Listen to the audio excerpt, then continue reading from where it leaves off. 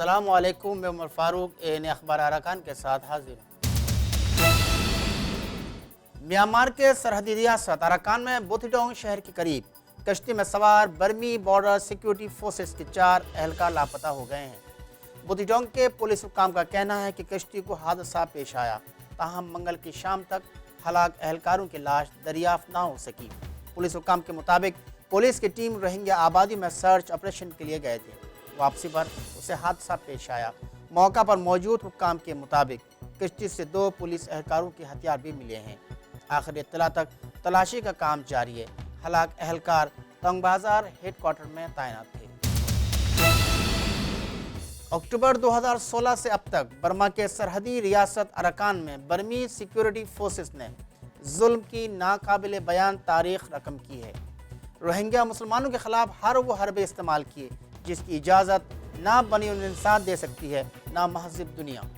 برمی فوج نے زندہ انسانوں کو لکڑیوں اور بانسوں کی طرح جلایا، بنت ہوا کی تقدس کو اس طرح پامال کیا جس سے لگتا تھا کہ انسانیت نے حیوانیت کا روپ دھار لیا ہے۔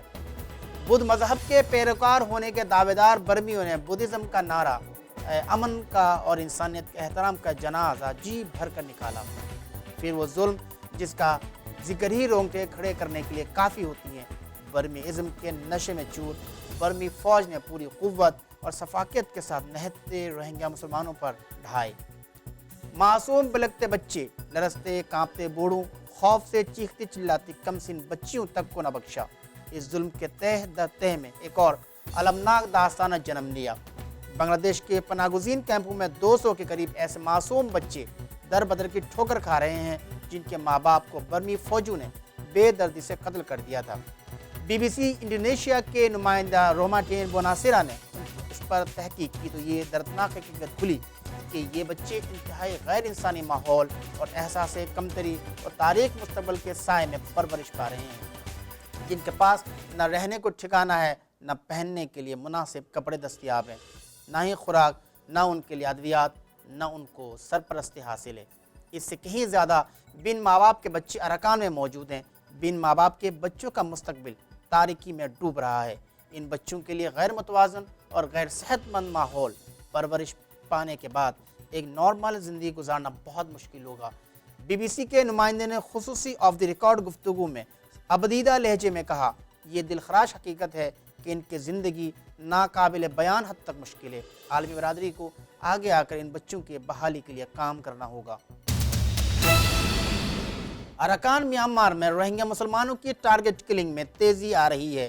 مونگڈو شہر کے بعد دوسرے بڑے شہر بوتھیڈونگ میں ٹارگٹ کر کے روہنگیا کاشتکاروں، مزدوروں اور نوجوانوں کو قتل کرنے کا سلسلہ شروع ہو گیا ہے۔ برمی حکومت مگ انتہا پسند عناصر کے ذریعے مونگڈو میں درجنوں ٹارگٹ کلنگ کے بعد بوتھیڈونگ شہر کو بھی ہدف بنا لیا ہے۔ قتل ہونے والوں کا الزام روہنگیا مسلمانوں پر لگاتے ہوئے روہنگیوں کو ہی گرفتار کرتے ہیں۔ برمی حکومت اپنے رہنما آنگ سان سو چی کے اس بیان کو سچ ثابت کرنا چاہتے ہیں کہ اراکان میں روہنگیا مسلمانوں کی نسل کشی نہیں کر رہی ہے بلکہ وہ ایک دوسرے سے لڑ رہے ہیں۔ آنگ سان سو چی کا بیان کو مضحکہ خیز کہی جا سکتی ہے کہ آپس کی لڑائی اس وقت ہوتی ہے جب کوئی قوم اقتدار کے لیے مختلف سیاسی جماعت بنا کر حصول اقتدار کے لیے کوشش کرے، یا آزادانہ ماحول میں طاقت کے اظہار کے لیے ایسی صورتحال پیدا ہوتی ہے، جبکہ روہنگیا مسلمان اپنے جان و مال، عزت و آبرو کو بچانے کے لیے ملک چھوڑنے پر مجبور ہیں۔ ان حالات میں سوچی کا بیان مضحکہ خیز ہی لگتا تھا، اب اس بیان کے نتائج آنا شروع ہو گئے ہیں۔ نامعلوم قاتلوں کے ذریعے روہنگیا مسلمانوں کا ہدف بنا کر قتل کے بعد مسلمانوں پر ہی الزام لگانا سوچی کی بیان کو سمجھنے کے لیے کافی ہے۔ برمی حکومت پروپیگنڈا اور سازش کے ذریعے ایک طویل عرصے تک دنیا کی آنکھوں میں دھول جھونکتی آئی ہے۔ اب بھی برمی حکومت اپنے جرائم پر پردہ ڈالنے کے لیے ٹارگٹ کلنگ جیسے منصوبے پر عمل کر رہے ہیں تاکہ قتل بھی روہنگیا ہو اور اس کے الزام بھی مسلمانوں پر لگا کر ایک تیر سے 2 شکار کر سکے۔ مگر برما کو یاد رکھنی چاہیے، اب اس کا بھیانک چہرہ دنیا نے دیکھ لی ہے۔ برمی فوج اور پولیس اراکان کے روہنگیا اکثریتی شہر اور دیہاتوں میں اشیاء خوردونوش کی سپلائی کو روک کر غذائی قلت پیدا کر رہی ہے۔ مال بردار گاڑیوں، موٹر سائیکلوں کی جگہ جگہ ناکہ بندی کر کے سختی سے تلاشی لی جا رہی ہے۔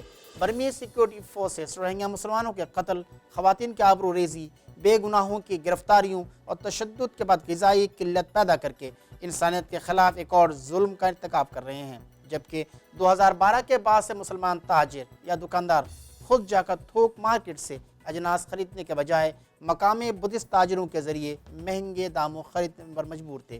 اب اس پر بھی برمی حکومت غیر قانونی قدغن لگا کر روہنگیا مسلمانوں کو گولی اور سنگینوں کے بعد بھوک سے مارنا چاہتی ہے، جس پر عالمی ادارہ خوراک اور اقوام متحدہ کو نوٹس لینا چاہیے۔ اس سلسلے کو نہ روکا گیا تو اراکان میں روہنگیا مسلمانوں کی زندگیوں کو لاحق خطرات میں اور اضافہ ہو جائے گا۔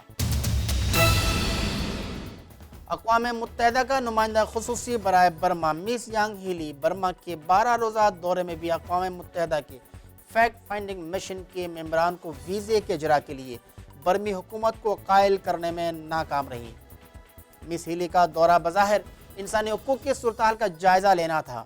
مس ہیلی نے اس دورے میں فیکٹ فائنڈنگ مشن کے دورے کے لیے برمی حکومت کو ویزا کے اجرا کے لیے قائل کرنے پر اپنی پوری توجہ مرکوز رکھی۔